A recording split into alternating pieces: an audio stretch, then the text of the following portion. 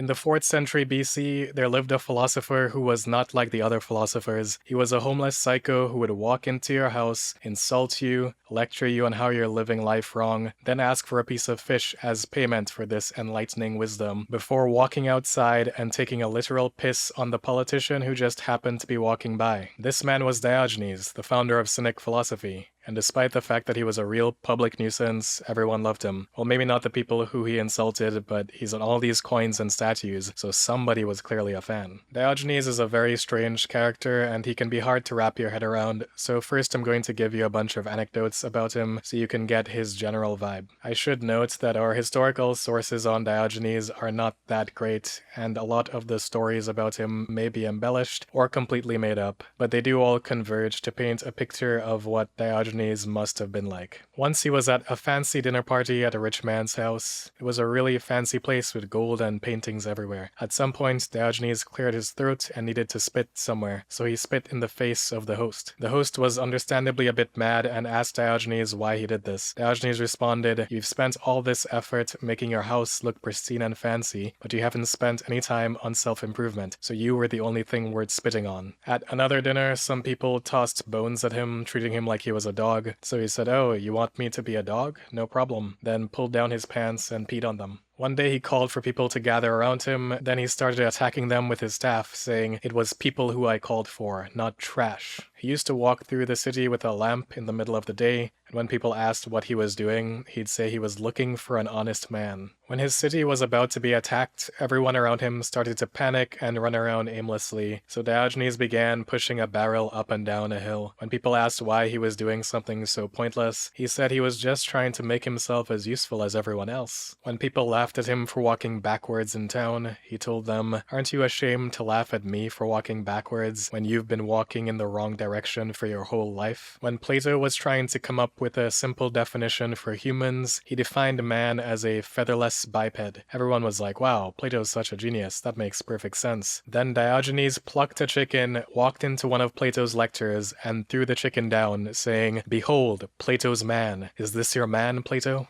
After a battle, Diogenes was taken prisoner by Philip II, king of Macedonia. Philip asked him who he was and if he was a spy. Diogenes responded, "I most certainly am a spy, Philip. I spy on your absence of wisdom and common sense, and your insatiable greed, which is the only thing forcing you to go and gamble your kingdom and your life." Philip was so amused by this response that he set Diogenes free. The most iconic Diogenes story is his meeting with King Philip's son, Alexander the Great. Alexander was passing through town and wanted to meet the famous Diogenes. He expected Diogenes to come into town to greet him, but he didn't, so Alexander had to go looking for him. Alexander found Diogenes relaxing in the sun and greeted him, saying, "Is there anything I can do for you? Just say the word, you know, I'm a pretty powerful guy." And Diogenes responded, "Yes, there is something you can do. Get out of my sunlight." Alexander was so impressed by how little Diogenes cared that he said, "If I were not Alexander, I would wish to be Diogenes." To which Diogenes responded, "If I were not Diogenes, I would also wish to be Diogenes."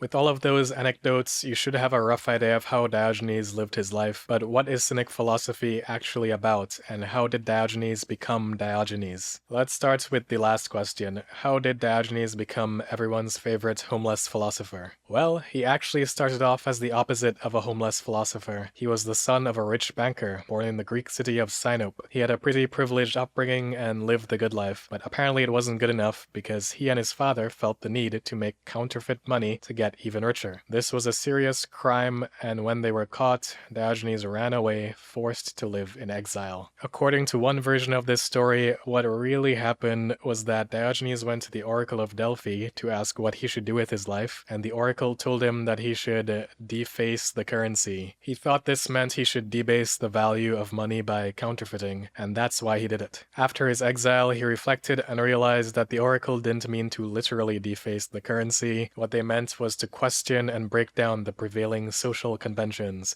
to deface the social norms by becoming a philosopher. That's like if my tarot card reader told me my destiny was to light people on fire, and then I went and lit a bunch of people on fire, then went to jail, and in jail I reflected and realized they didn't literally mean to burn people, they meant to ignite the fire of people's passions by becoming a motivational speaker. In any case, whatever caused him to do it, he did it, and so he was exiled and ran to Athens. What do you do when you're broke in Athens around 380 BC. Get a respectable job? No, that's too much effort. Just call yourself a philosopher. You'll fit right in. I'm not unemployed, guys. I'm a philosopher. This was not long after the death of Socrates, so people like Plato were still around and philosophy was hot. Every aspiring philosopher needs a teacher though, and Diogenes found his teacher in Antisthenes, a former student of Socrates. He liked what Antisthenes had to say and wanted him to be his teacher, but Antisthenes didn't really want any students, so he told him to go away. But Diogenes was persistent, harassing him until Antisthenes had enough and lifted a staff to beat Diogenes. When this happened, Diogenes offered his head and said, "Go on and hit it. There is no wood hard enough to repel me as long as I think you have something to say." From that moment on, Diogenes would be his student. Or none of that happened and he just learned stuff from reading books written by Antisthenes. We don't really know. After that, he began his new life as a philosopher and went on to create his own school of philosophy called Cynicism, using a lot of ideas from Antisthenes as his basis.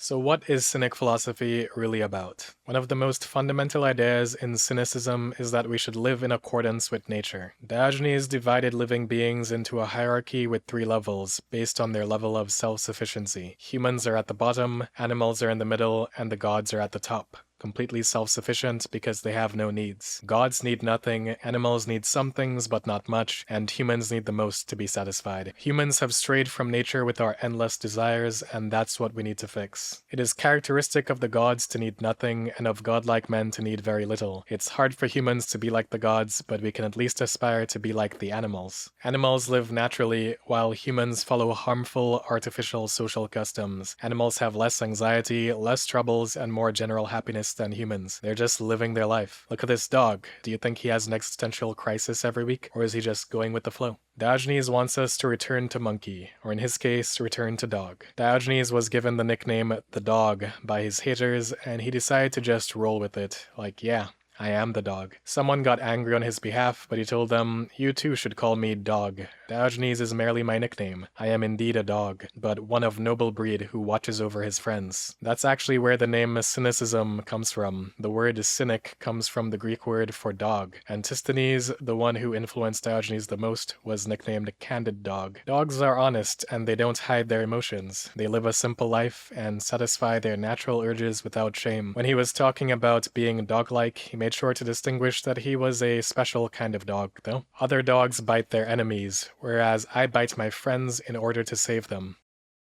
Another big Cynic principle is that the love of money is the root of all evil. Wealth is for losers. Material possessions are not important, and we shouldn't spend time chasing after them. These things will only lead you astray in life, away from virtue and joy. When asked what he gained from philosophy, Diogenes said that philosophy gave him the ability to be rich without having a single penny. These days, you might hear a rich person saying money doesn't buy happiness, and be like, well, that's easy for you to say since you have lots of money. That sounds like a you problem, like money would buy me happiness. But when Diogenes says money doesn't buy happiness, he really means it. He fully commits to it by becoming a homeless beggar with almost no possessions. Xenophon has a story of Socrates talking to a wealthy Athenian. Socrates tells him that even though his personal finances are much smaller, he considers himself rich and considers the wealthy guy to be poor. He says, "I have enough to satisfy my wants, but I don't think you would have enough to maintain your style of life and support your reputation, even if your fortune were 3 times what it is." So poverty is really any state where you want more than you can actually get. Diogenes drew a distinction between being poor and feeling poor, between actual poverty and perceived poverty. In Greece, during that time, rich people had more responsibilities. They had to pay for religious festivals, organize banquets, and things like that. In short, more money, more problems. Diogenes hated banquets because he considered them the embodiment of useless pleasures. Some people would use banquets for free food,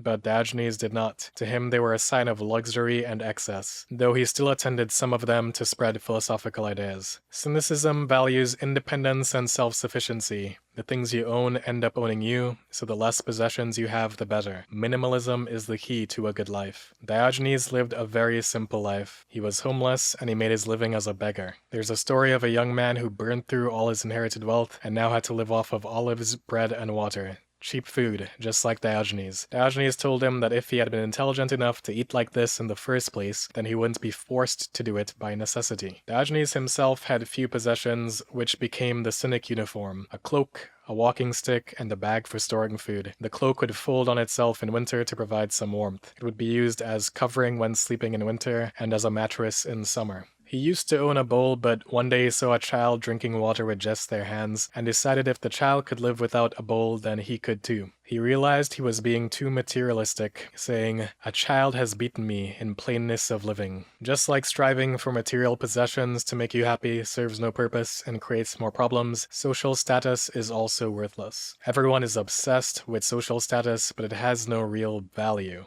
Diogenes was at the absolute bottom of the social hierarchy as a homeless beggar. This was the Cynic lifestyle, completely abandoning the pursuit of money and social status, pursuing only virtue, and worrying only about being a good person. Cynicism doesn't reject the body as you might think with their impoverished lifestyle. They respect the body and value good health, self-discipline, and physical strength, because physical health and strength contributes to mental health and strength. Diogenes hugged statues in winter when covered in snow to gain cold tolerance, and in summer he rolled around in hot sand to gain heat tolerance.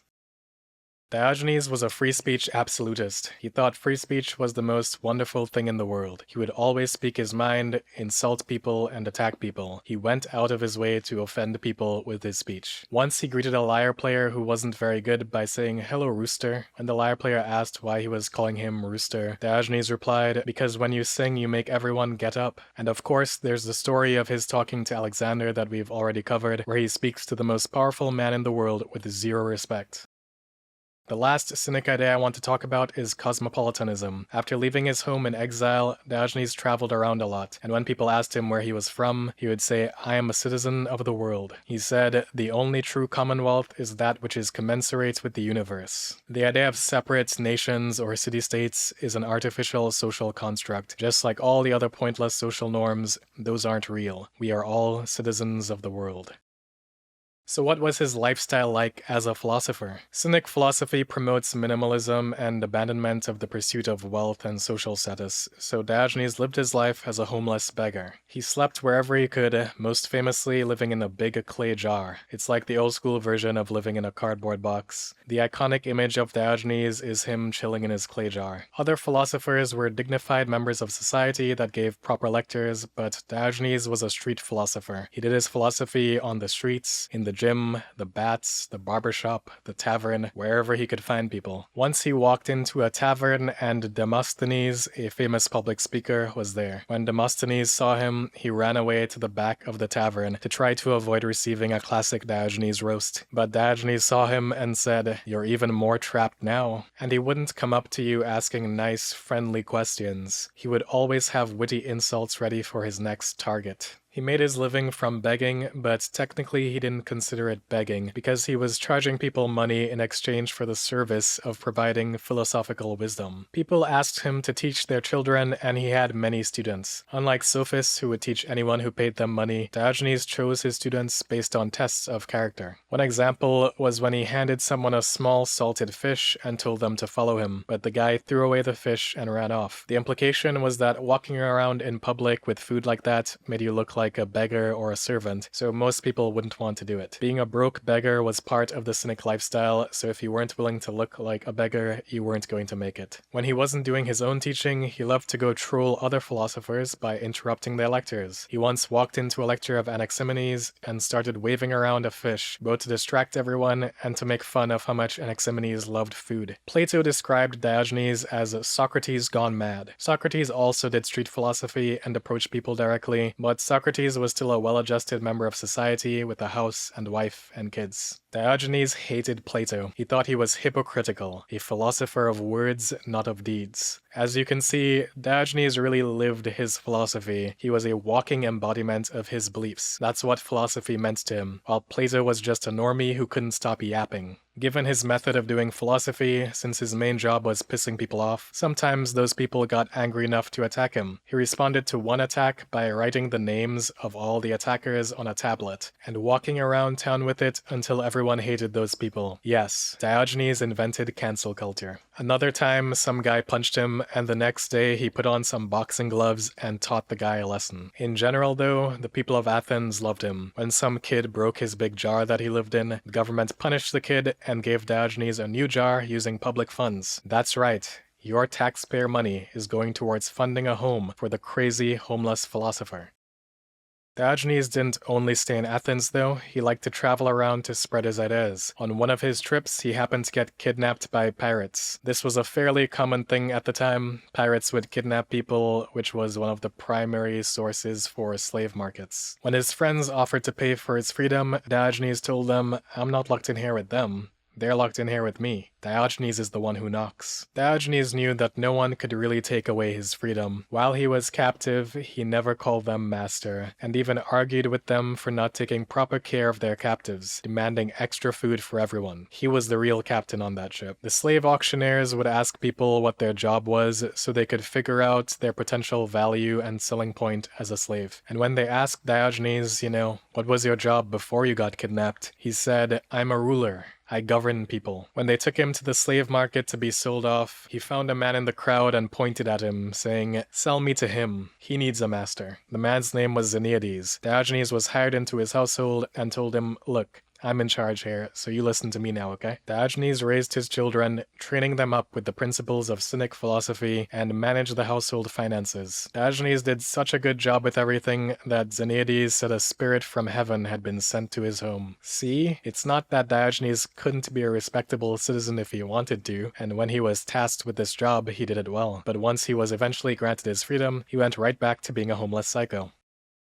Diogenes lived to an old age, and like people do, he eventually died. There are like 4 different stories of how he died though, so pick whichever one seems more fun to you. Option 1 is that he ate a raw octopus to prove that cooking was useless, then died from food poisoning. Option 2 is that he got tired of living and held his breath until he died. Option 3 is that he was bitten by a dog and killed by the infected wound, which is ironic since Diogenes was also a dog. Option 4 is that he got a fever while heading to the Olympic Games. In reality, he probably died of old age, but those other options are funnier, so let's pick one of those. I'm going with the octopus one because it's really stupid. He didn't care what happened to his body after he died. What difference is there between being consumed by fire, devoured by a dog, left above ground to be preyed upon by vultures, or buried below ground to be eaten by worms? He specifically did not want to be buried though. He asked that his body be left out in the open. His friends were concerned about his decision here, saying he may be eaten by birds or wild beasts. He told them it wouldn't be a problem as long as they lay down a stick next to his body so he could use the stick to drive them away. And they were like, "How are you going to use the stick if you're dead?" And he replied, "Well, if I'm dead, then how can it harm me to be ripped apart by wild beasts?" In any case, they ignored his wishes and buried him normally in Corinth.